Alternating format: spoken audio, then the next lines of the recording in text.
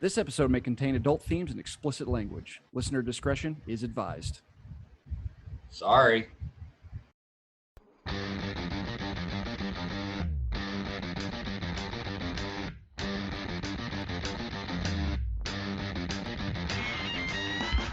What's the trick in making my love stick? What's the trick? Hello, and welcome to the Film Critic of the Common Man podcast. While other film podcasts might enjoy a nice hard beverage, we stick solely to Jared Leto's hard kombucha. Every episode, we discuss a film from the perspective of a film critic and the perspective of a common man. We may not agree, but it certainly won't be boring. I'm your co-host, Ben Miller. I write about films from my own site, Ice Cream for Freaks, as a member of the North Texas Film Critics Association, as well as the International Film Society Critics. You can hear me guest on other pods as David Thewlis of Podcasting. I am joined by my brother and common man co-host, a man who loves to play Zoom games in a bathtub, Jake Miller. How you doing, buddy? Hello, everyone. Hey, Well, Happy New Year, bud. Happy New Year to you, buddy. It's a new year. Happy New Year to everyone out there. Absolutely. And we're going to start it off with a pretty good one that everybody should be able to get almost immediately. So just for the sake of transparency, if you have not seen this movie, it's on Netflix. You can go watch it right now. But we are going to discuss this in pretty good depth. So Spoiler alert. Spoilers beware, obviously. So if you've gotten into this movie, if you haven't seen it yet, we're going to spoil pretty much every aspect of it. So we'll get into it. So this movie we're talking about today is Glass Onion, a sequel to a movie we have done before in our first film sequel. Glass Onion, Knives Out mystery, directed and written by Ryan Johnson, starring Daniel Craig, Edward Norton, Janelle Monae, Catherine Hahn, Leslie Odom Jr., Jessica Henwick, Madeline Klein, with Kate Hudson and Dave Bautista. Co-starring Noah Segan, Dallas Roberts, Jackie Hoffman, with cameos from Ethan Hawke, Joseph Gordon-Levitt, and Hugh Grant. Was premiered at a film festival at the Toronto International Film Festival on September 10th of 2022. Received a platform release around Thanksgiving in a couple theaters on November 23rd, and then released on Netflix 2 days before Christmas on the 23rd of this year as well. So box office wise, it's kind of hard to skew this based off of what was actually going on, because since it's a Netflix movie, they didn't have it in theaters very long. It made $15 million in 600 theaters over a week. So it did really good, but for some reason they just didn't want to keep it in very long. As of this week, they said that people streamed Glass Onion for 82.1 million hours. So they estimated 35 million households for the 2-hour runtime. So plenty of people saw it. And it probably more than once too. It's a very much, so this is the second time I had seen it. I know it was the first time you've seen it. It very much improves on second times. You kind of pick up things on the second watches. It's destined for some awards attention. It's probably going to be up for some Oscars for screenplay, maybe potential acting for, and then also picture and stuff like that. But 2 Golden Globe nominations for Best Comedy and Best Actor for Daniel Craig. Rotten Tomatoes, just as they love the first one, they love this one too. 93% critics, 93% audience. Very unsurprising. Okay, so I could see that. Yeah. So we're going to get into the plot of this, but I suggest to anybody to not seek out any plot summaries or plot ideas of this. Just know it's a Knives Out type movie.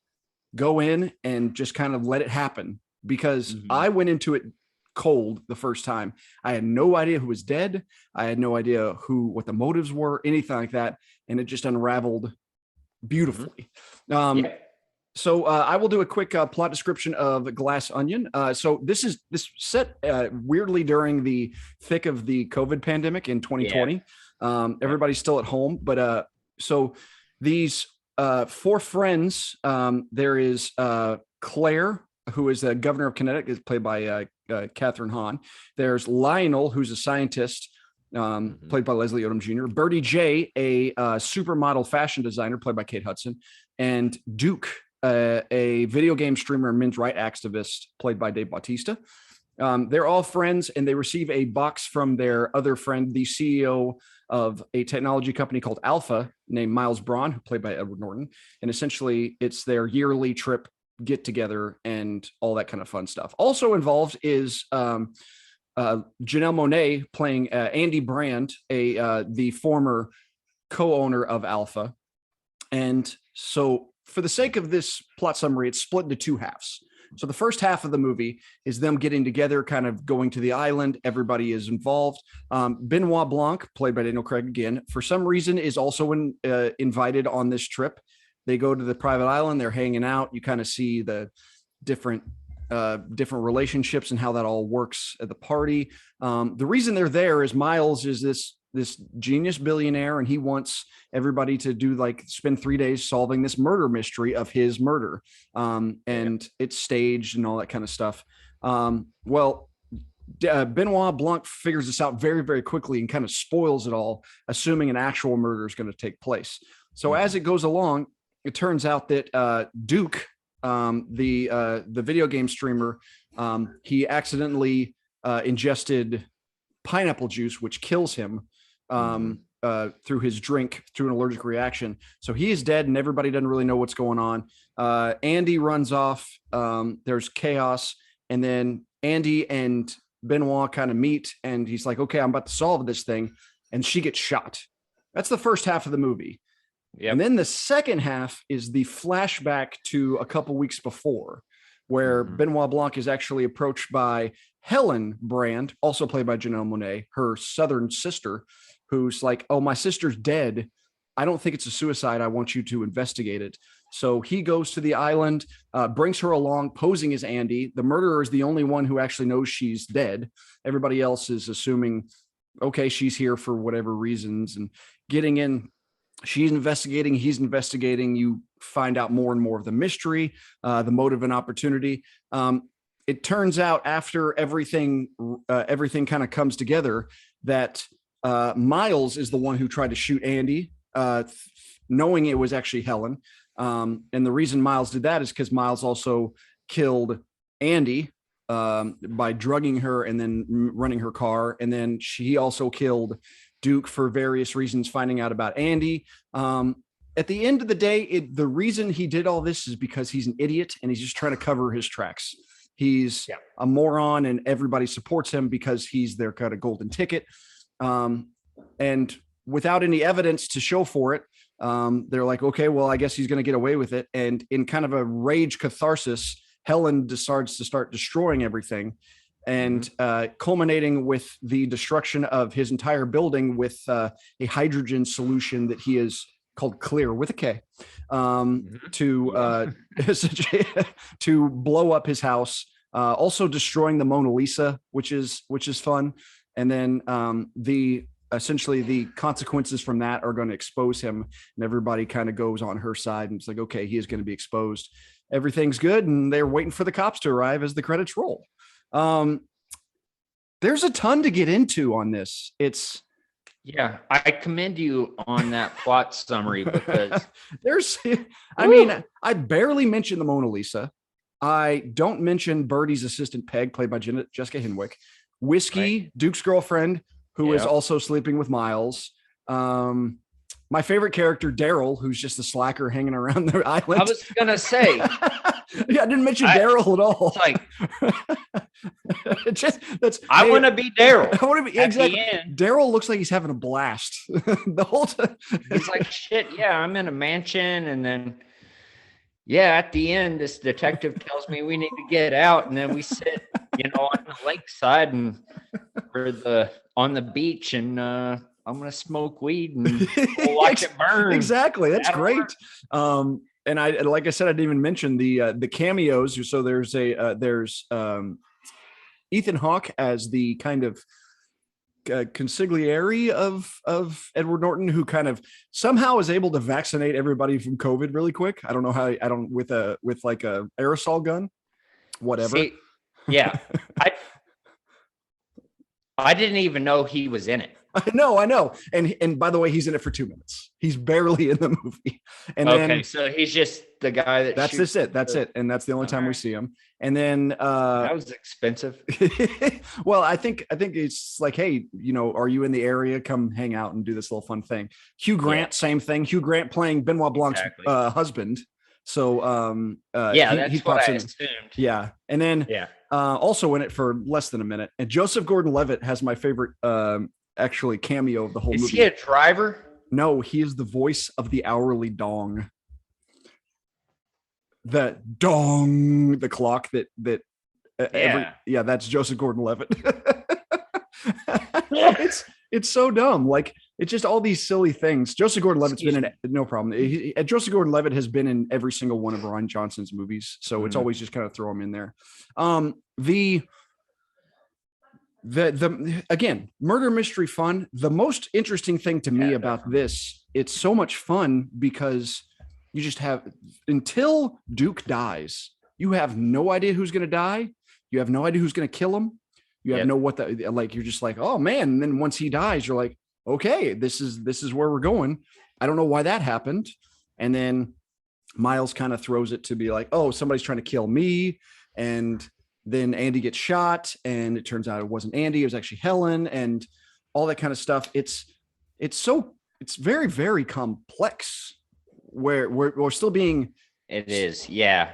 Still being like, it's much easier to watch than it is to describe.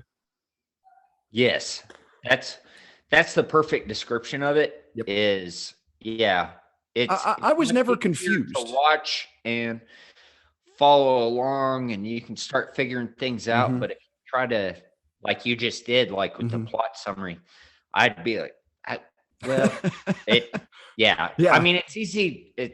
It would be easy to get lost trying to describe it, I guess. Yes. It's complex because, like, the basic idea is it's a mystery. People get together. There's a murder. You got to figure it out from there. It's like, well, who's murdered? It's like, no, that's going to ruin the fun. And just go and then Blanc being there, and Daniel Craig again having the time of his life, just having a blast doing what he's doing. Just like everybody in this movie, just like the first one, look like they're having a lot of fun making it.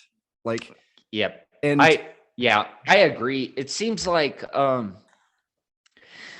almost seeing Daniel Craig like in the James Bond 007 type role, and then seeing him in this movie, it's almost like two completely different people.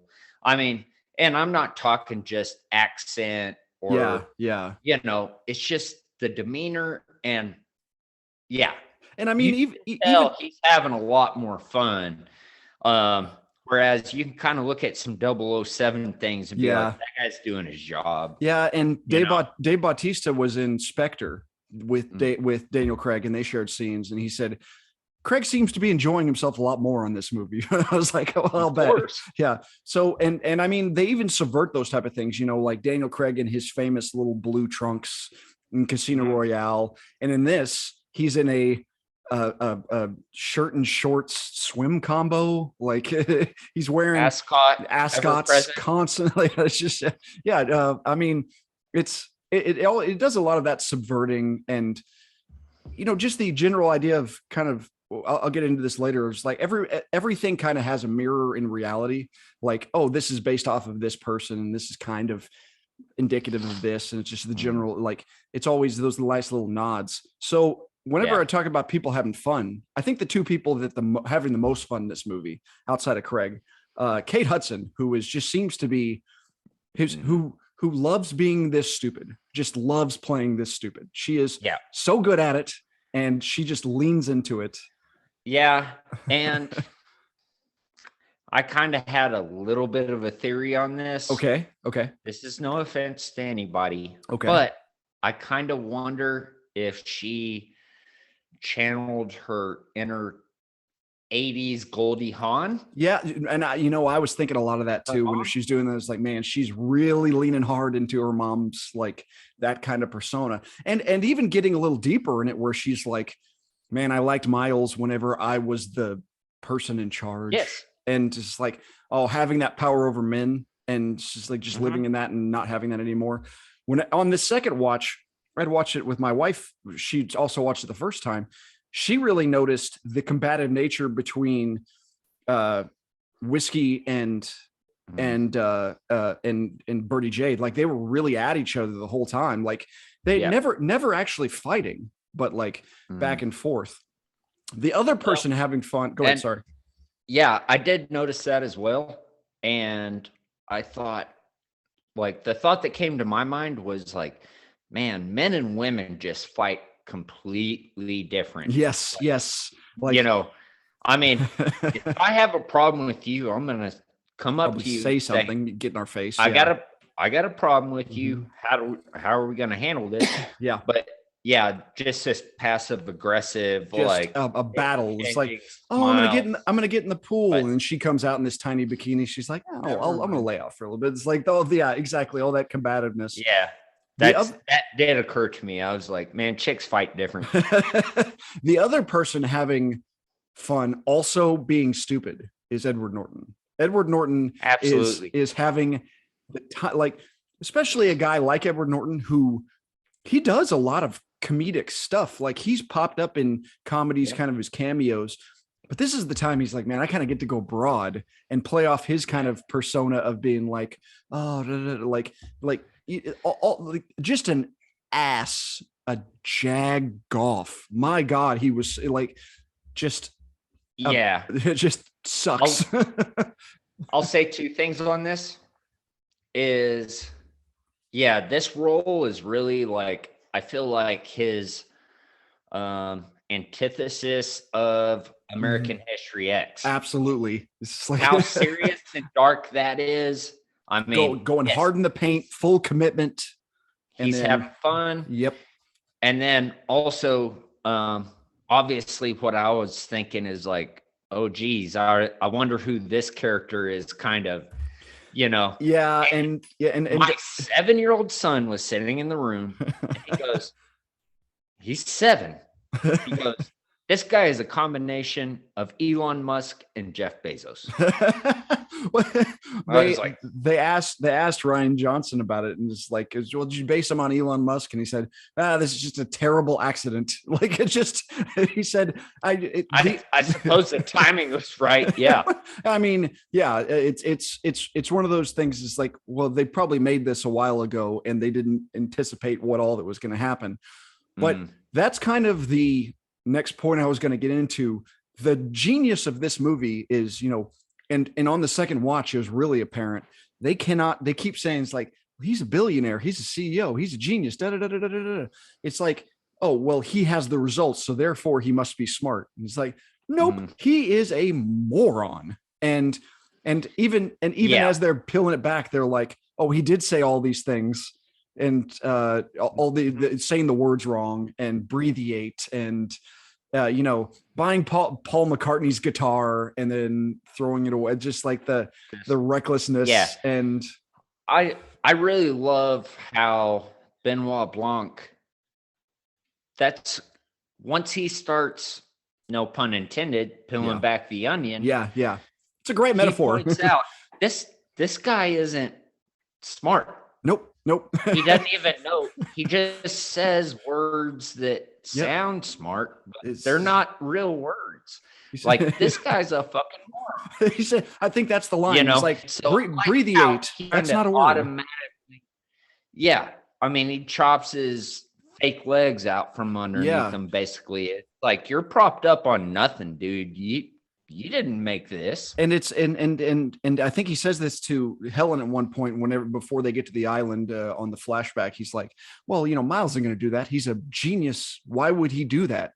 And then as soon as he realized, oh, he's stupid, everything falls into place. And he's like, I got this now because you're stupid. I'm way smarter than this guy. Okay. And he says it, and Blanc says that a couple of things like, oh, you're really good at Clue, or really, he's like, I'm very bad at dumb things. That's why it takes him so long, because he's like, well, I assume there's a mad genius behind it. It's like, nope, there's an idiot. And and once that happens, the vast majority of crimes. Yes, I mean, there's some dumbass that goes, yeah, I can get away with it. It's very much a, oh, well, he has the results. And this entire time, like, and I was thinking, oh, well, how's he able to corrupt everybody? Like, everybody bending to his will. It's like, well, he has the power of money. So he can essentially say, I'm going to do this because I have the money, and it'll never fall back on me because I have the resources behind me and everybody else doesn't. Yeah, he definitely feels untouchable. Yes. Yeah. In a lot of ways you are, but ultimately no one's untouchable. No. I mean, Eventually, empires always fall. always. And even, I mean, the so the big line I love from this movie is whenever Benoit's kind of breaking it all down, he's like, so dumb. And Bertie J goes, so dumb it's brilliant. He's like, no, it's just dumb. Like It's dumb. it's just, there's no oh, he tried to do this. It's like, no, he's stupid. Now that being said, as it's kind of being revealed, he never accepts culpability. He never says, yes, I killed her. Yes, I did this. He just lets them talk. And we all know it's true, but he never actually incriminates himself. Right. It's actually interesting that, It's a lot of it's, just kind of circumstantial and stuff like that. Yeah. But I mean, if he was clean, why would he burn the napkin? Yeah. And the catharsis of the ending of, it's like this guy, it's like, let's smash his stuff. And he's like, well, it doesn't matter. It's just stuff. It's like, it's all replaceable until the one thing that's unreplaceable is destroyed. And, and I mean, and the more you think about it, how dumb it is that he put in an override switch just so he had to look at it without a piece of glass there. Like, right. There's like that. Well, that was totally and completely unnecessary. So, really shits on the Mona Lisa a little bit too. I mentioned that I watched that. I watched it with my wife, and I'm know some art history, Sure. and our mom is very well educated in art history. But the Mona Lisa, I'm just like, I don't get what the hype is. Really, Yeah, it's I mean, like a real plain looking lady with a weird face. yeah, it's I'm kind of in the same boat. Now, that being said, of all the art things we've done, we've never actually seen the Mona Lisa. So maybe if we were to see it, it'd be different. But in reality, it's just kind of like, not really. So We've seen it. it was in the Louvre. I don't remember going to the Louvre. Oh. But it's actually a reflection. Oh, It's yeah, in that's the, right. like, That's right. vault. That's right. Because they don't let In anybody a get vault, anywhere and near they it. have, it's untouchable. I mean, it can withstand a nuclear blast. So I guess really we haven't seen it. Who has seen it? Yeah. So so Dave Bautista in this movie playing Duke, kind of a if you look at Edward Norton playing an Elon Musk type, Dave Bautista is playing a Joe Rogan. Yeah. Hey, that's good. I didn't think about that. So I mean, and there's some politicians you can kind of look at who Catherine Hahn's playing, that kind of stuff, and Sure. But I mean, so Dave Bautista, I really like Dave Bautista. I really like him in pretty much everything I've seen. My question to you is like, professional wrestlers, we would never been professional wrestling people. I understand. I had like a couple weeks when I was a kid where I was really into it, like the Stone Cold Steve Austin days. But I mean, of the greatest acting wrestlers, Dave Bautista's pretty good. He really is. The only one I can really think that's along the same lines is obviously The Rock, Dwayne Johnson. So I think they're both really good at it, but I think it's because they don't necessarily take themselves too seriously. And this is John Cena is the same thing. John Cena is exceptional at be like, yes, oh, I'm a huge muscly guy, but I'm going to subvert every expectation you have. I'm going to do dumb stuff. I'm going to be sensitive. I'm going to do like, it's like it. He's willing to go that mile to be like, I don't have to be like the Cena specifically when I think of the three of them, Cena is the one where you're like, okay, I'm willing. You don't see him. Yeah, exactly. So he's the one where I'm like, okay, he is the most willing to make fun of himself. Like he does things in movies that Dwayne Johnson's not going to do. Like he's not going to allow himself to be that dumb. Dwayne Johnson probably has the star magnetism more than anybody else. But I think Bautista might be the best actor. he takes chances. He's in other stuff. Like he was in the second Blade Runner movie, and he's in Dune, and but I really liked him in this. So okay, so where do you fall on so Kate Hudson, well into her Kate Hudson somehow getting better with age. I don't know how she's doing it. She's 43, and when she showed up, I think she was 21, and just getting better as she goes. Yeah, she walks out along the pool like in this bikini, and I had just seen her in an episode of, I don't know if you're familiar with Hot Ones, but yes. Interview while they eat extremely hot wings. Yes, and so I learned more about her watching that, and I turned to my wife and I was like, she's in her 40s and I think she has 3 kids. Yep. She has 2 or 3 kids. She has 3. So she she has a fun little she has 3 kids, 3 different guys, but I mean, who cares? Spread out. So she was married and married and had the first kid with the lead singer, Chris Robinson, the lead singer of the Black Crowes. And then, is she interested in a 4th? Well, are you a musician? Because the second one was the lead singer of Muse, and the third one was a co-owner of a record company. So you have to kind of keep that. I mean, she certainly has a type. Play the mouth harp pretty good. So yeah, Kate Hudson looks great, but I mean, and I've also had a vasectomy, but she doesn't even know that. Hey, just PS. Still looks good. Common man, thumbs up. The critic is way on board as well. She looks great, and I think she's still bringing the heat. Like, she's fantastic in this movie. She's a lot of fun. And then definitely. Madeline Klein as well, who I've never seen before. Just playing that kind of character. Like, it would have been really easy for her to suck. Like, it's like just across the board, it's like, you're terrible. But generally, she's like, and that talk she has with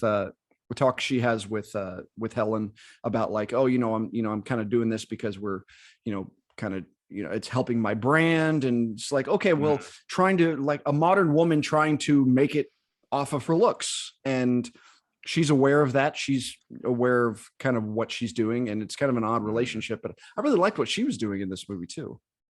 Yeah. So yeah, that was a very interesting dynamic there. Now, kind of like, yeah, you got more than looks. The best performance in this movie, I think. And so going into this movie, I didn't know anything about the plot. I tried to specifically keep away from it. But everybody I had heard from said, man, could Janelle Monae get an Oscar nomination? And at the first half, whenever she gets shot, I'm like, she hasn't done anything. And then the second half comes and I'm like, oh, Janelle Monae's really good. She's really good. She plays 2 people. Yes. And the first half of the movie, I'm like, I don't even like this lady. Yeah. Like, she's cold. Like, stuck up. Yeah. And, she got a bad business deal or something like that. I was like, I don't. And then you learn everything. All the context. You're like, man. She's, God, she is so wonderful as she is Helen. Really. And Andy, like, she fits the both, and it's on the second watches. She plays the rich bitch. The rich bitch, man. It's like the dog ate the caviar. That's a nice. I really like that line every time they say. Oh heavens, the dog ate the caviar. Just really fitting into that mold's nice. I mean, and the way she drops the accent, like going into it, I was like, man, that's good. Like, I really like, and it is really pops in, really believable. You familiar with Monae generally outside of this movie? No, I thought she was she a singer? Yes, she's a very talented musician from what I understand. Yeah. I don't really follow. I think that's all. I don't really follow her music. She doesn't act a lot. When she does, she's really good though. Like, she was in gorgeous too. Gorgeous. By the way, a tiny human being. She's 5 foot tall. She was in Moonlight. She a great role in that one. Her most famous role outside of this was probably Hidden Figures. The 3 African American women who were engineers at NASA. Oh, okay. Yeah, Yeah. cute. I haven't Cute. seen it though. It's a cute movie. It's harmless. It's like, some of those can be kind of like overly heavy-handed. It's pretty nice. Controversial. Or, Yeah, no, this one's more. It's It's kind of Disney-fied. It hits some good notes, but she's really good in it. She's really enjoyable. She was, I kind of think to myself, it's like, I just don't follow her. I know she has a lot of music. I just don't really follow it all that much. She's done a little bit of TV, but man, she is so dynamic in this movie. I made the argument on Twitter that no human on the planet could pull off the haircut she's pulling off in this movie. The like short, which one? the short The blonde? bob blonde with the Yeah. it looks great on her, and any other Mhm. person looks terrible in that thing. She's got style. She's got this it's like tenacity. Everything about it works for me in this movie. Yeah. And the interesting thing about that character is she is acting within acting. You know what I mean? Yes. She's like, oh, I have to act like I'm Andy, but at the same time, I have to investigate. And over again, Benoit goes like, man, you're really good at this. Like, you're really good at that. You should drink more. Like, And yeah, he keeps giving her drinks. He's like, you're better that way. You loosen up and figure it out. this is hard kombucha. Jared Leto's hard kombucha. Yeah. And hey, do me a favor. Look this up real quick. Okay. Where is she from? She is from, let's see here. Kansas City, Kansas. Okay. So That makes a Midwestern. little more sense on her, because my point on that is her accent as Helen from a girl from the South just seems so natural. Yes, It's it's not put on. Like Yeah, even 'cause, I mean- even Craig's is kind of like, oh, obviously it's exaggerated, Yeah. but hers is so lived in. Yes. Yeah. I was absolutely about to say the same thing. Like, Blanc's character, obviously it's exaggerated and it works. It's good, Mhm. but it's very like Kentucky Fried Chicken. Theatrical. Yes. Yeah. Yeah. Whereas hers is, I'm a common lady down Yep. here trying to figure out. I'm a what school happened to my teacher. sister. Yeah. It's Yeah, like- third grade school teacher. yeah. so. She didn't live anywhere else. So Kansas City and moved to New York. So I mean, that's like being that. I guess being around, especially Missouri, you would have more of that Southern. Like, it's a very specific accent that I don't know. Where's she from in the movie? Alabama. I think she said Alabama or Arkansas. Yeah. Alabama. So, but still, like, it's yeah. I agree. The dropping the accent, the picking the accent up, the rich bitch side of it, it all works, and it much like Ana de Armas and Daniel Craig in the first movie, their relationship really drives the narrative. Like they're like it's very much it's kind of like a dynamic of like, okay, I'm being an amateur at this, but you're the pro, so help me out with this. And he's like, you're way better than you think you are. And that kind of the mutual respect of it all. Yeah, I think it was almost paternalistic without being patronistic or condescending. That's a great way to put it. Like, it's like, I care about you and I want you to be okay, but I'm not going to coddle you. Yes, that Exactly. is a great. Yeah, a great quote I like is prepare your children for the road. Don't prepare the road for your children. Yeah, that's a good way to put it. Like, don't overly do things. Just give them realistic expectations. That's a great way to put it. He kind of winds her up, gives her the information she needs, and has the confidence to let her go. Absolutely. So more than anything in this movie, this feels like Rian Johnson just doing everything he wants to do in his way, and it just works so perfectly in every single aspect. I mean, the island itself, the stupid glass onion, the design of the rooms, all that kind of tackiness, the cameos, but not cameos by Jared Leto and Jeremy Renner. Jeremy Renner's hot sauce. Oh, it's hot sauce. Yeah. like Yeah. all that kind of stuff. Just the and almost the playfulness of, or not the word is probably like the gentleness of how everybody kind of talks. Like even whenever Blanc is kind of rolling everything through and he realizes he turned the lights off because of what he said, and he's like, "You jackass!" Like it's like very PG rated cursing. Like, yeah, he usually he's like, well, heck, or something like Fiddlesticks that. is what he said at one point. Yeah. And he only cusses like 2 or 3 times, but when he does, like, you pompous jackass. Yeah. Yeah, that's kind of when like, okay, he's serious. He's real pissed. But, yeah, it's and the entire thing that makes him upset is not necessarily the fact that it's like, this is beyond. He's like, I'm a world-class detective and I have to do this. This is insulting my intelligence. yeah. Yeah. Yeah, exactly. He's like, obviously it's going to be compared to a game of Clue. Sure. I think it's Sure. That's dumb. That's below me. That's a game. Yeah. I deal with. I actually deal with real things. Yeah. Yeah. Yeah. And yeah, he doesn't want to play a game. And when he's like in his I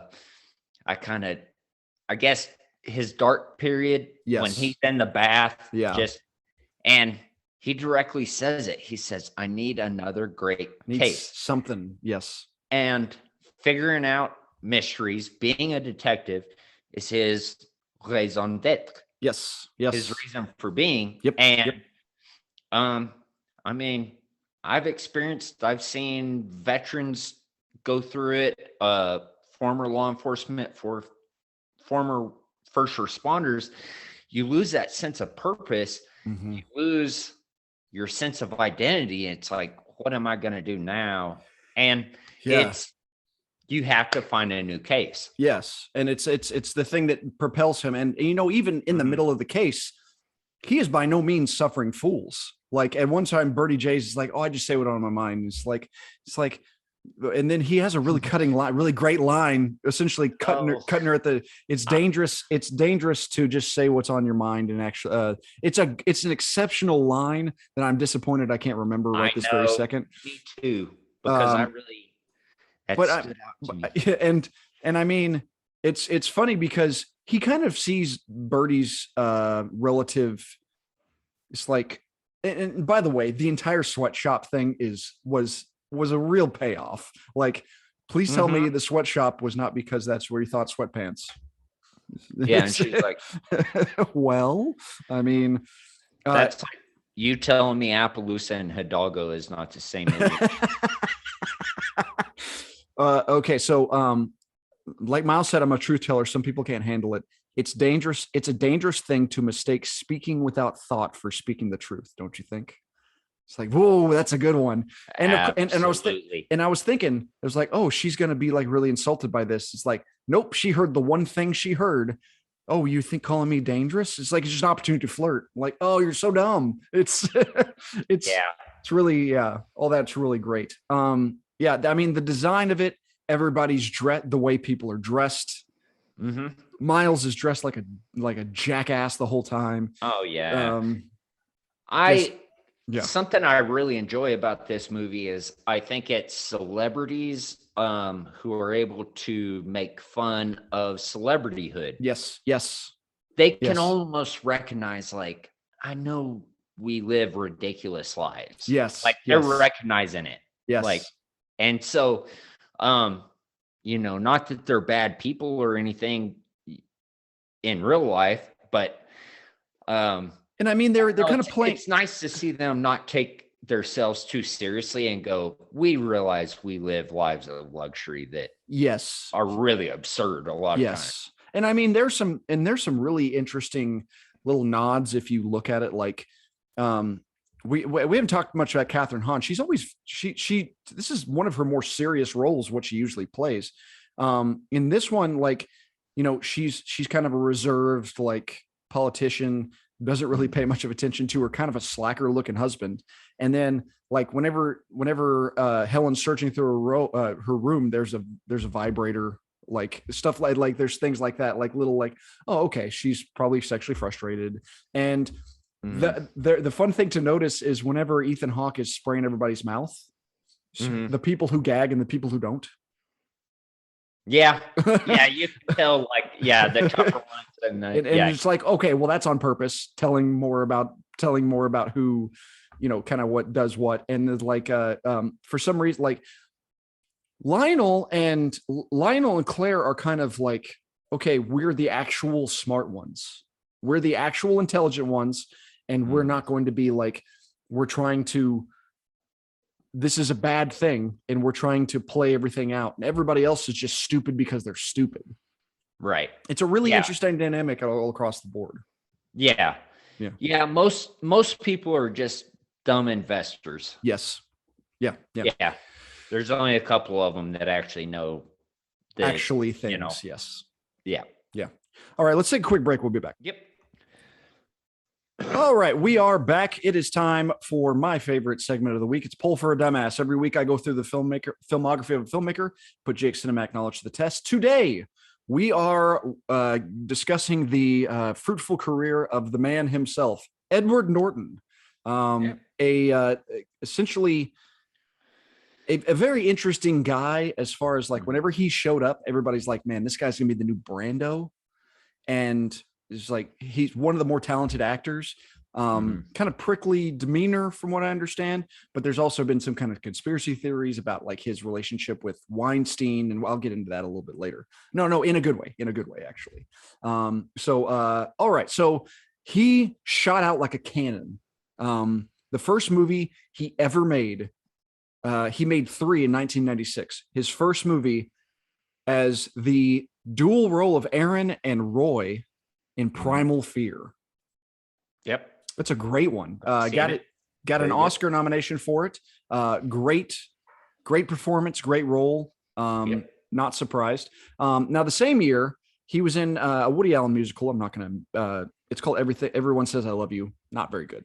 Now on the flip side of that, playing opposite Woody Harrelson, but playing a very straight-laced lawyer in The People versus Larry Flint. I've heard of it. It's good. It's kind of an interesting view of a kind of a like, okay, well, even turds have rights. Like, sure. And Larry Flint being a perfect example of that. Like, and Woody Harrelson does a really good job. Okay, so 1998, like, okay, everybody's kind of on board with what Edward Norton is doing. The next couple movies, you're like, okay, this is a different type of guy. How about the kind of knockoff of What If Good Will Hunting had poker? Rounders. Oh, is this where they're card counters? No, they're actually just poker players. They're just poker players. It's Matt Damon and Edward Norton, and they're kind of underground poker players around New York. John Malkovich is there with a terrible Russian accent. It's not bad. There's some good parts to it. He's really good. I don't know.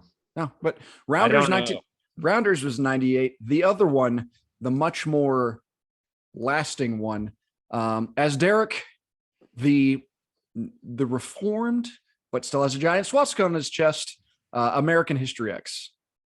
Yes. A wildly unpleasant movie to watch. It is extremely dark, and it's a kind of movie, I mean, you need to buckle up for. Yep. And you got to know what's going, and just the idea of teeth on it. It's such, that is the most visceral part of it. Just hurts. School shooting stuff, obviously neo-Nazis. Lots of stuff going into that movie. By the way, he is jacked in that movie. He is ripped. So it's funny because he's so jacked in that movie. He's much more skinny in the next movie, 1999's Fight Club. Yes. Love that movie. Love Fight Club 2, a very misunderstood movie by the people who shouldn't be misunderstanding it. Like, a lot of people are like, oh yeah, Fight Club. Like, fight the power and Project Mayhem is like, yeah, that's not really what the movie's about. But Yeah. But, No. Yeah. It is a very complex movie, and I think it's very misunderstood. But very much. I love it. I do too.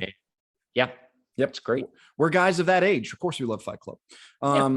Now his Don't first. talk about it. Yeah, that's right. Okay, so The first rule. So I'd heard they were talking to one of the guys from Always Sunny in Philadelphia whenever he was getting in good shape. They said, he's like, well, it's like, I kind of want to look like it. And then his trainer goes, stop. Everybody has the same thing. It's like, what do you mean everybody has the same thing? It's like, whenever I get people in shape, doesn't matter who they are, they all say the same thing. It's like, well, what do they say? It's like, I want to look like Brad Pitt in Fight Club. It's like, that's the goal. It's like, well, yeah, it's like, well, that's unrealistic. It's like Jennifer Aniston's haircut in the 90s. It's like, you can try, you can get it close, but it's not, you're never going to reach You're that. not going to look like her. Exactly. Yes. His first movie directed in 2000, a movie that I really enjoy. It's a romantic comedy with Ben Stiller and Jenna Elfman, Keeping the Faith. Is he a priest? He's a priest, and Ben Stiller is a rabbi. It's a cute movie. I like that movie. Yep. Like, I've seen it. Yeah, I like it. It's fun. This is the next one in 2001. I'm not skipping anything, by the way. This is every movie he's done. So I mean, just banger after banger. 2001, a very much a grandparent movie with Marlon Brando and Robert De Niro. The score. Remind me. Robert De Niro is a bank robber safecracker. And I believe Edward Norton is also a con artist safecracker. It's fine. I don't think I have. That you might have seen it. You might have seen it, and it might have just been that. I might have. It's just not memorable. Yeah. Okay, so 2002. I want to talk about this year really interestingly. So in 2002, he was in this movie called Death to Smoochie. It was a very, very poorly received dark comedy. Then he was in the sequel to Hannibal, to Silence of the Lambs, or the prequel actually, Red Dragon. Elsewhere, he was also in this movie called Frida. He plays Nelson Rockefeller. He's in it very small. The reason he's in it very small is because at the time he was dating Selma Hayek, and Selma Hayek plays Frida Kahlo in this movie. So apparently Harvey Weinstein was producing this movie, and he was pushing Selma Hayek to do not things you would expect Harvey Weinstein to do. Edward Norton that's exactly what you would expect Harvey Weinstein to do. Exactly. Yes. So Edward Norton, being her boyfriend and having a little bit of power at the time, really pushed back on it, rewrote the script to like take out like sex scenes and stuff like that. And because of that, Weinstein kind of torpedoed the stuff he would do in the future. It's really interesting. It's really interesting doing that in 2002, because you're like, man, he's king of the world. He could do whatever he wants. And he kind of really falls off at that point. It's Weinstein undercut him. That being said, he has a great movie in 2002, a Spike Lee movie, but very not a Spike Lee movie. 25th Hour. You ever seen it or heard of it? 25th Hour. He's a former drug dealer who is going to prison, and it's his last day before his sentence begins. And so he's about to go to prison, and him and his friends are all getting together and just kind of tying up loose ends. It's an excellent movie. He's really good in it. Philip Seymour Hoffman and Barry Pepper are the sniper from Saving Private Ryan are his friends. Yep. Rosario Dawson is his girlfriend. Really excellent work. Excellent movie. 25th Hour. I highly suggest you seek that one out. That sounds good. Okay, so the next year, Norton, obviously very committed to a lot of these roles. The exception being in 2003, whenever he sleptwalked through The Italian Job. I mean, so supposedly very much did not want to be in that movie. And it sure seems like he doesn't want to be in that movie. Yeah. Charlize Theron looks good in it. Looks good. Mark Wahlberg not being so annoying. I mean, there's Good car scenes. Yeah, good car scene. Jason Statham chase. being not Jason Statham. It's like, yeah, but it's fine. Yeah, I enjoy it. All right. So kind of bounces around, as I said, not really doing a whole lot of like mainstream stuff. But after the Italian Job, have you seen the movie Kingdom of Heaven? It is a Crusades movie with Orlando Bloom. Very swords and sandals, epic, but obviously knights and crusades. I really love it. Orlando Bloom plays Balian, the protector of Jerusalem in the Crusades. I think the first Crusade. Edward Norton plays the king, who was a leper, but he's behind this. He's behind a metal. He's behind a metal mask the whole time. Okay. Yep. You have seen it. Yep. Okay. Yes. Okay. I love. I knew it was right there, but I couldn't. Yeah, I just couldn't put. It's been a long time. It's been a long time. I watch it a lot because I think it's exceptional. Just because there's a lot of different stuff involved in it.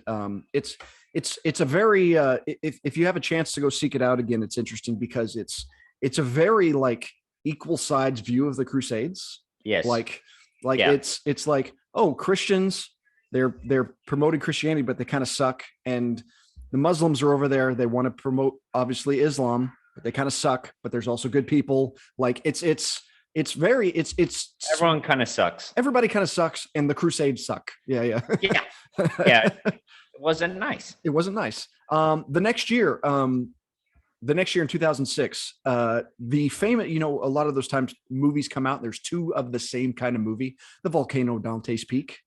Yep. In 2006, there was The Prestige, the Magician's movie. There's also The Illusionist. Yep. I like The Illusionist. Yeah.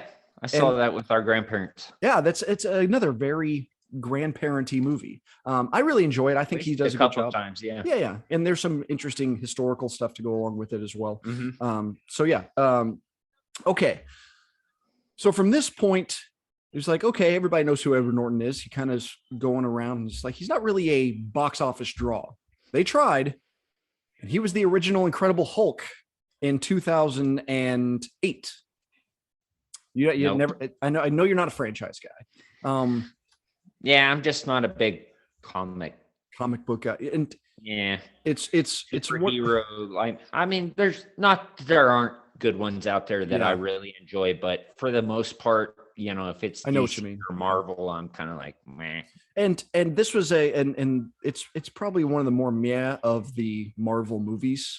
I mean, he only lasted the one movie. He supposedly rewrote it, pissed off the director and the writer, and then they went on with Mark Ruffalo, and it probably worked out best for everybody else, but regardless. So, okay, so this is a movie I haven't seen from 2008. I don't know if you have seen it. It's one of those family of cops movies, Pride and Glory. Yes, you have seen Pride and Glory. Tough watch. Okay, I've heard some mixed things on it. I've heard it's pretty rough. Mm-hmm. And it's him and Colin Farrell, John Voight's in there. I've heard some good things. So I might have to go try to seek that one out. Yeah, you definitely need to watch it. But it's one of those like, okay, I'm not going to be laughing much. You're not going to be happy at the end of the movie. Okay, that makes sense. But it's really, really good, but it is rough. So after essentially for a while, he's like, okay, I'm going to start, like, he's trying to direct a movie for a long, long time. And that's kind of most his focus. So he doesn't really pop up in much, but when he does pop up, he's kind of in different things than you expect. You seen all the Bourne movies, Jason Bourne movies? Yeah. How about The Bourne Legacy, the one with Jeremy Renner, actually? Yes. Yeah. I think he's really, really good in that movie, as Edward Norton's the guy in The Office. Yes. And I think and there's like a good, like, I don't love the whole movie, but there's like a good hour stretch in that movie that's like really good. Like right in the middle. I mean, there's a dude does a lot of cool stuff with the action. Edward Norton's doing great things. Yeah, a lot of times, franchise and sequels and stuff like that, like I just start losing interest. But that's one thing is the Bourne series. Though I didn't love the last one, the one I'm with a the fan. last one with Matt Damon, where That was probably the worst. yeah, but I mean, it's still watchable. Yeah. Yeah. Okay, so he's received 3 Oscar nominations in his career: Primal Fear, American History X, and most recently in the Best Picture winner, 2014's Birdman, which I cannot imagine you have seen. The full name is Birdman. Is that from Alcatraz? No. Oh, okay, the Birdman of Alcatraz. No, this is starring Michael Keaton as a very meta. Michael Keaton is a actor who is trying to escape the superhero persona that he has cultivated after all these years and trying to be taken more seriously. And Edward Norton again plays like a version of himself, like a prickly, like method actor who nobody really likes. And he's really good in it. Emma Stone's in it. It's that's one of the first ones where I'm like, oh, I really like this movie. And my in-laws watched it and hated it. So if I really wanted to torture you for an episode, I might make you watch Birdman.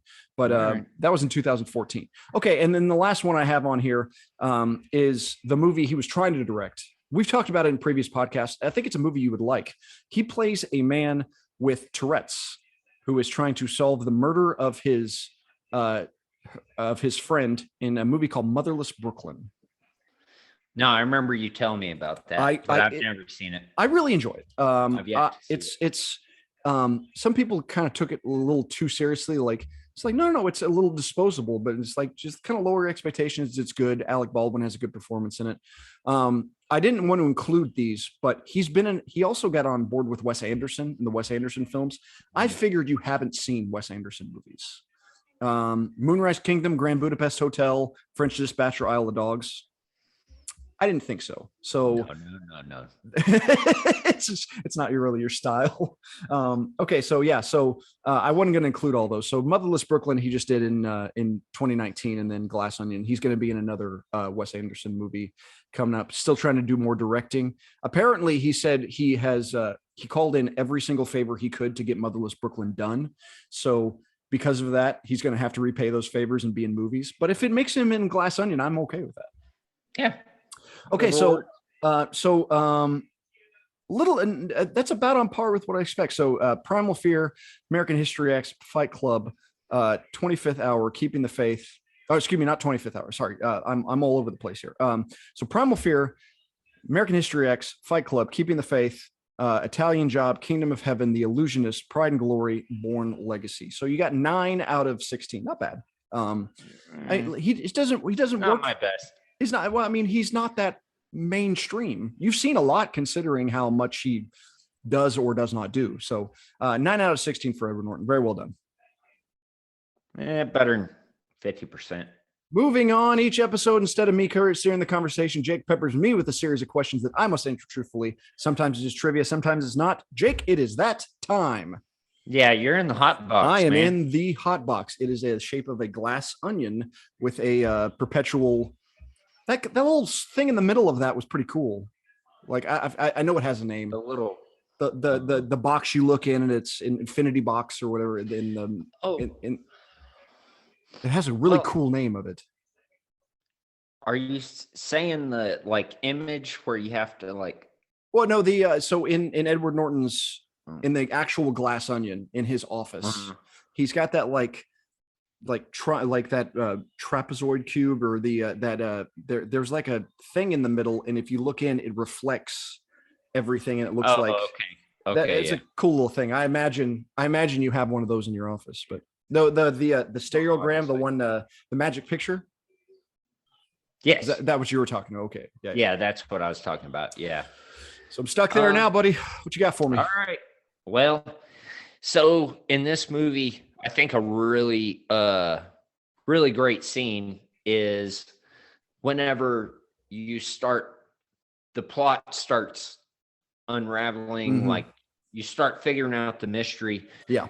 And they see Blanc uses hot sauce. Yes. To fake Helen's death. Yes. Being shot, and he needs to act like he's crying, and so he puts some hot sauce in his eyes. Yes. And and then later on, She gets it in her nose. Yeah. yeah, let's see, yeah, that was it, and it drips. Yes. Drips into her nose. So, tell me about like the worst experience you've had with either hot sauce or hot sauce in your eyes or up your nose. So or have you been I pepper sprayed, anything like that. I'm a big. I've never been pepper sprayed. Thank goodness. But I have. I'm a big fan of hot food and hot sauces in general. So I like to take chances. There, I like the idea of hot ones. If I were ever famous enough, I would happily go on there. There's this stuff called Dave's Insanity Sauce, and you can put a little bit on your finger and tap it to your tongue, and your tongue will be on fire for the next couple days. But I mean, I've had those types of experiences. Never one accidentally. Like I've never been like dosed with too much hot sauce. I do remember a time from our childhood when our dad decided to get really hot peppers and decided to grill I think saute them on the stovetop, and it smoked our house up, and we had to leave the house because we couldn't breathe. It gassed out our house. Yes. But I mean, a SWAT team couldn't have done it better. And I mean, I've had I was at work once, and somebody brought ghost pepper hot chocolate, and some guy takes it and he goes and throws up like he's dying. I had like 3 pieces. I thought it was delicious. But I mean, you have actually been pepper sprayed. I have, yeah, and not like by a lady at the mall. It was controlled. Yeah, no, as part of our training, getting certified on using OC spray and everything, we had to take a hit, and it was. And from what you describe it, if somebody's coming out with pepper spray, I might need to kill them. Yeah, it was abject misery, and I kind of have lighter colored eyes. Yeah, and my eyes are kind of sensitive, and oh man, it put me down and out. It was the rest of the week before I felt normal. It was bad. And I never carried that shit because I knew it was so bad. I was like, if I try spraying someone else with it, get yourself. Well, I mean, then I think myself up worse. I believe you told me, I said you also part of that. You also had to get tear gassed and tasered, and you said I'll get tear gassed 1,000 times before I get pepper sprayed again. Yeah, tear gas. You get some fresh air. You'll be okay. You'll be all right. Taser hurts for a little bit, but you're like 5-second ride. All right. Not pepper spray. It lasts for days. Oh no, it'd be 2 days later and you're taking a shower and some of that oil. Oh no. So it's oil based. Yeah. It's the oil out of the peppers. And it'll just remain, and then it'll drain down. And so all of a sudden it's like 3 days later, you're like, I'm fine, just taking a shower.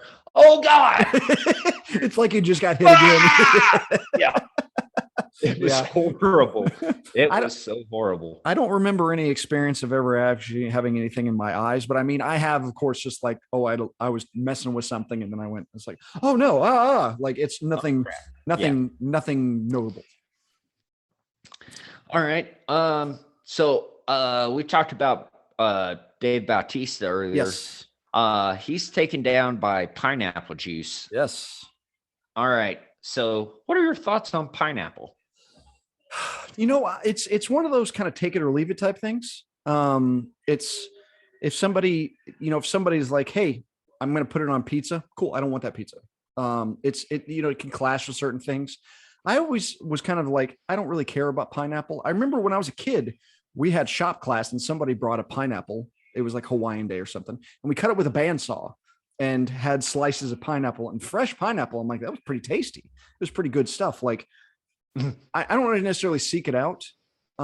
Pineapple juice, it's fine. Like, was that a fishing staple or was that grapefruit juice in cans? There were little red cans that I believe it was orange juice. It was orange juice. Okay, so so that was when you still had to rip them off. Yeah. Yeah.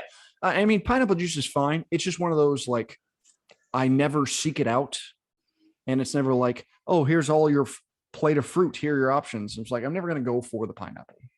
Yeah. but I'm fine with it. Yeah. You're I not. hate pineapple. You don't like it at all. No. You're a big allergy guy, or is it something that messes with you allergic wise? Or are you good? No, it's not an allergy deal. Just don't like the taste. I just don't like. I don't like the texture or the taste. I got you. But, and if you put that with Canadian bacon, you're the devil. What are you doing? I've had it before, but I mean, I don't want it. Like, it's the consistency of Canadian bacon, pizza, and pineapple together just doesn't mix. It's a texture thing for me. Like, even the flavors and Pineapple's a big texture. Texture food. Yep, absolutely. Yeah. One time I was at our grandmother's house and she made a pineapple upside down cake. Yes. And I felt real bad, but I was like, no, I'm not going to touch it. Now I think my exact words were, I'm not feeling pineapple-y today. Now that being said, one of my favorite desserts is made by our aunt, who's a pastry chef. She makes pineapple pie, and it's delicious. But I mean, it's more I'll of the have to give that a shot. It's more of the taste than it is like the texture. So the taste, it's not like mushed up pineapples in there. It's like it's really part of it. So yeah, I'll have to hit her up about that. Maybe. I get it. Okay, so Edward Norton's character Miles is confronted by Blanc about how he's basically a dumbass and doesn't know how to pronounce words correctly. And obviously isn't as smart as everyone thinks he is. Sure. Are there any words that you have that you can't pronounce correctly? You're a well-educated man. as we went over last week. Yeah. We did. Yeah. Your grammar is good. There's some words that just there are a lot of words that I misspell a lot. Like I can never remember, like, oh, is the I before the A? Like villain, I don't think I've spelled villain once in the first try correctly. Like it's like, no, it's the wrong way. It's like, damn it, I was right. And so but there's not I was trying to think about it. I mean, there's a lot of more lingo that I use than like I'd rather use the words of like our regional, dialects of kind of words as opposed to the bigger words. Sure. Like it's like fixing to all that kind of stuff, like as opposed to that. Like there are some critics specifically who, like, I swear they sit there with a thesaurus and write a movie review. I try not to do that. I every once in a while I'll put a word in and I'm like, why did I do that? That's a weird word to put in. I hate that. It's just disingenuous. Now, disingenuous. That's what a wonderful word to throw in. Did I use it correctly? See, that's great because you let it really flow. And I bet you there is something I say on a pretty regular basis that I say very incorrectly. But I just don't know it because I'm dumb. Like I knew or people who say like in like Flynn. Mm-hmm. Like instead of in like Flint or something like that. It's probably one of those things, but I'll figure it out one of these. Somebody just, if anybody's watching these, just send me some messages. It's like, hey, you said this wrong, you stupid. Hey, I want to, I'll put out a PSA. Correct Ben's grammar. No, not on you. Okay. Specifically, but just in general. This is one of my pet peeves. The word is supposedly, not supposedly or supposedly.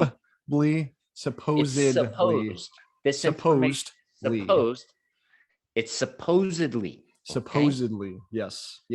Can everyone that's your big one? Yeah. Now I have problems. I can't say. Here we go. You said French earlier in this episode, so I'm excited for this. Rural. Okay, rural. So you have rural. I can't say it. And that's where I live. But I'm like, I'm out in the country. I'm outside of a city. Rural. Okay, I got you. That's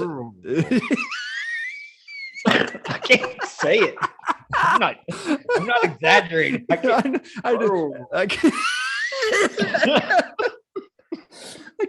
keep expecting he's like, no, you're gonna get it this time. And nope. My mouth just won't make it. Oh, that's great. That's fantastic. My only other one too, I was trying to explain something the other day. And I said, no, he had shoulder surgery. Shoulder surgery. Yes. Okay, so you have to really shoulder surgery. You have to think and slow it down to get it out right. Yeah, if I'm just casually shoulder talking surgery. with her, I'm like, oh, that guy, yeah, he had shoulder surgery. This part, they had to cut him. Oh. But yeah, I mean,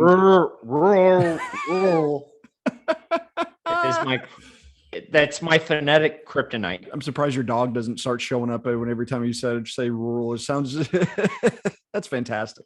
Rural, man, that's great. I got to figure out what mine is. I know I have one. I just can't think of it. Sure. Okay. This one or the original Knives Out? Which one is better? Man, the great thing about them is they can stand on their own, and they can stand together as the coherence between the two. I might be leaning more towards this one. I don't know why. I don't know. It seems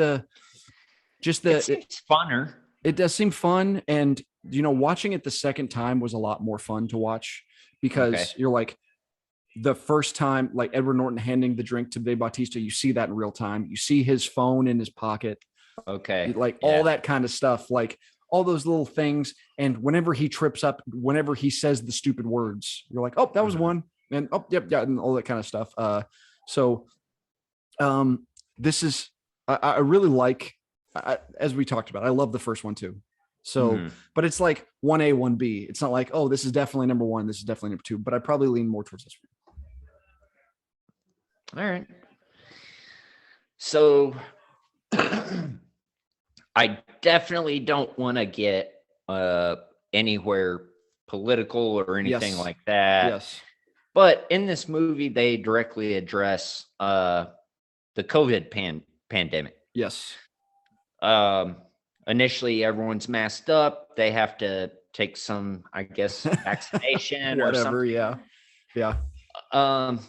For me, I get it because it's obviously accurate for our time period, but I kind of feel war weary about it, if that makes sense. It's just kind of like, okay, we're coming out of this, and like, the mask, seeing the masks again and stuff. It's almost PTSD-ish. Yeah. And it's kind of like, oh, don't remind me. Yes. But I also think about movies like The Grapes of Wrath, or about It's a Depression, or exactly. So I bet probably a depression movie right after the Depression probably wasn't that great. Yeah, it makes sense. But the historicity of it, it's like our grandkids, if they watch this movie, is like, what's with the mask? Why? Oh, let me tell you about all this crap. Like, let me tell you about these 2 years of my life. Why'd they bump elbows? It's all right.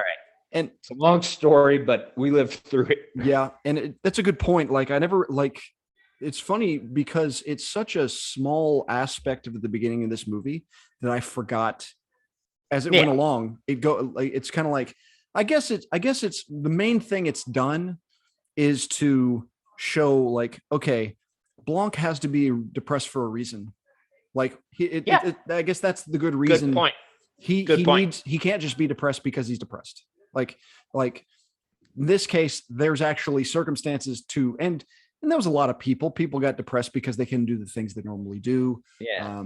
That maybe they didn't like the people they're with, all those kind of things. So, and like you said, there's a drive to it. So Yeah, that's a very good point. Is maybe everyone is just like so wanting to go back to like, oh, okay, party with my billionaire friend and Mhm. all that. Yeah, You know, yeah, yeah. maybe that's the whole thing that brings them all It's the together. Really. yeah. It's just like I got to get And out. This is crazy. I got to get out of it. Type stuff. Yeah, yeah. That makes sense.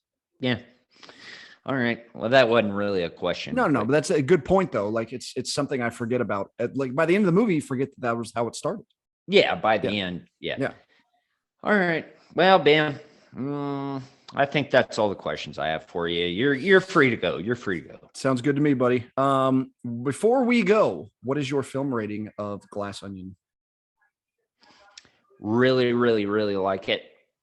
Did you Um, did you have low expectations going in? Were you like optimistic? Kinda. Kinda. Usually sequels, usually I go in low expectations Yeah, yeah. because I've just seen so many sequels that They're I'm bad. like, Yeah, I know what you mean. yeah, Yeah. but no, overall I really love it. Did you feel the like an hour in? Did you feel the rug pull? Like where you're like, okay, this is interesting. Like, or were you just kind of like, man, this is Yeah, it's kind of uh it's kind of a slow burn yes, initially, takes a while. but once it hits the fuse, Boy, yeah. it goes and starts clicking and Yep, absolutely. Yep. yeah. I agree. I have it 4.5 out of 5. It's I think right now I have it as my number 10 movie from this year. I really like a lot of the movies from this year, so it's way up there already. So I mean, I was like, oh, I was gonna initially be like, it's gonna be 4, and then I was like, initially the original Knives Out was 4.5. I'm like, no, that's just as good as this one. Like, and Yeah. a lot of times, especially when I write a review, I'm like, okay, I have an overarching theme. Like, okay, the performances are good, the script's bad, and that's kind of the thing of the review. This was just like, well, that was delightful. It was just a delight from beginning to end. It was wonderful, and Yeah. and they're planning on making another one sometime. So I can't. Well, I'll be ready to watch that one. Yeah. As soon as that We'll comes see. out. Yep. Yeah. The best review I can make of it is I would recommend it to a friend. I Absolutely. would say, yeah, heck yeah, that's go a watch good it. watch. Go Fun watch watch. it. Yep. And you can have your kids in the room. It's not Yeah. like it's like a little cursing, nothing bad. Yep. I think that just about does it for this episode of the Film Critic, the Common Man. Thank you so very much for joining us. You can follow me on Twitter at NebBizBen, on Letterboxd at Neb810, on Instagram at Ben Miller Movies. Check out my website, Ice Cream for Freaks. You can follow my other writing on the Film Experience and Cinema Scholars. Cool stuff going on in the Film Experience. We're kind of going back and forth about certain movies. Like somebody loved the movie Babylon, somebody hated it. I'm kind of in the middle, and we're all talking back and forth about that kind of stuff. You can also find me on other pods. I'm Dale through podcasting. Jake, where can the people find you on your fancy island Glass Onion with the Joseph Gordon-Levitt dong? I'm just trying to win an iPad, man. That was a great. The man that was a great little notice. It's like, what do we win? It's like an iPad. It's like, I don't need an iPad. Oh, and not to mention the payoff of him getting shot and the blood spurting out. Just yeah. Just all that was great. Just as he solved it immediately. Make sure to follow the podcast on Twitter at Critic Comment Pod. Please like, subscribe, rate, and review. Enjoy the show wherever you get your podcast. We are going. We're going to do our second Tom Hanks movie next week. It's a little departure different from the Forrest Gump side, a big departure from Tom Hanks as general, going back to the not final film role, but generally the final film role of Paul Newman, who's over your shoulder right now. But we're going to 2002 for Road to Perdition next week. Should be a good one. We will catch you next time. Thanks so much for joining us. What's the trick? What's the trick? In making my love stick. What's the trick?